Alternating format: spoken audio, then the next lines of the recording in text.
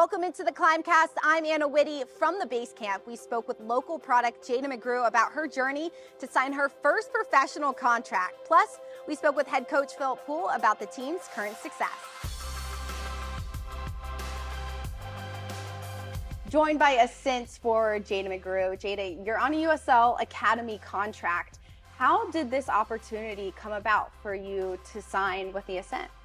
So earlier this year, I want to say January, Fully initially reached out, and he kind of just got in contact with my parents and with my club director at CSA. And then I came to 1 or 2 tryouts, and now we're here.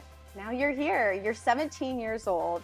You still haven't gone to college. You'll go to FSU next fall. Why did you want to forego playing high school ball and join the Super League?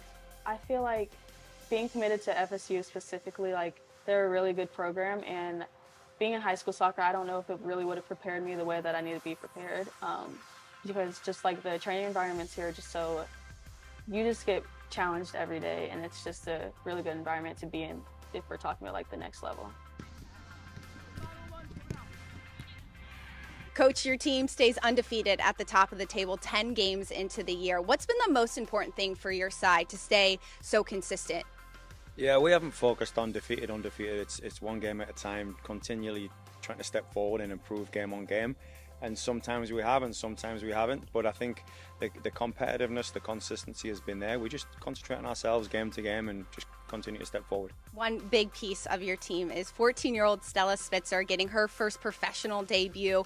What's the most important thing for you as a coach when you're leading such a young player at the beginning of their professional career? Yeah, Stella's been great. Stella's been fantastic since she's been here, but we keep saying it, and we've said it in different types of interviews, different media engagements. We have to be very deliberate with Stella, right? She's very young. We have to remember that, and we have to make sure that development comes step by step. And part of it for her is making our game day 18, then making her debut. And there's different steps on the ladder she has to take, and we're going through the same thing with other young players. B. Hilton's another player that started a game. Jaida McGrew has gotten minutes, and we have Molly Papensky at the U17 World Cup. So there's a pathway for all of these players, and just like with Stella, we have to be deliberate with each of them. The 10 players on the field have been excellent, but one in particular in goal is your goalkeeper, Megan McClellan. She leads the league with 5 clean sheets. How has she been able to stay so consistent for you guys in net this season?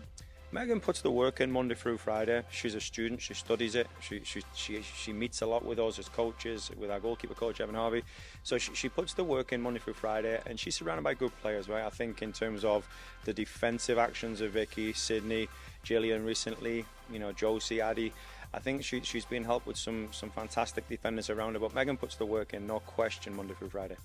I've already had 5 home games this season. There's been a huge support from not just the community, but the Carolinas as a whole. How has that been important to your team and your club?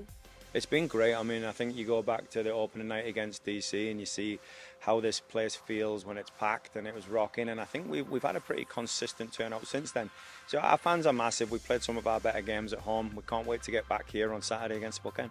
Spokane is going to be an important one for you. This is going to be their second consistent game on the road. Where do you feel like you can be the most dangerous against them? I think first and foremost, you look at what Spokane and Joe are doing. They're progressing each game. They're getting better each game. I feel like they've settled into who they are and their identity. Important player like Ekic comes back from international duty. So I think Spokane are getting better and better, and we'll approach the game like we do, focusing on us and areas that we can be good in, with a few looks at where the opponent and where some opportunities are for us. Thanks, Coach. Good luck on Saturday. All right, thank you. The Carolina Ascent look to build on their 10-game undefeated streak in their match against Spokane on Saturday, November 9th. It's Salute to Service in honor of the military and first responders helping the Western Carolinas that are impacted by Hurricane Helene. The Carolina Ascent are accepting blanket donations. You donate a blanket, you can get a blanket, and those blankets will be donated to those affected by Hurricane Helene. Plus, $10 from every ticket sale will go to those affected in Western Carolina. Plus, the Carolina Ascent have a new scarf on sale. It is the Patriotic Scarf. There's going to be live music in the Beach Club, and as always, fireworks right after the game. You don't want to miss any of it. So mark your calendars for November 23rd. It is the fall finale for the Carolina Ascent as they take on Dallas Trinity. There is going to be a base camp pregame tailgate that you don't want to miss, and these beanie giveaways to get you ready for the winter.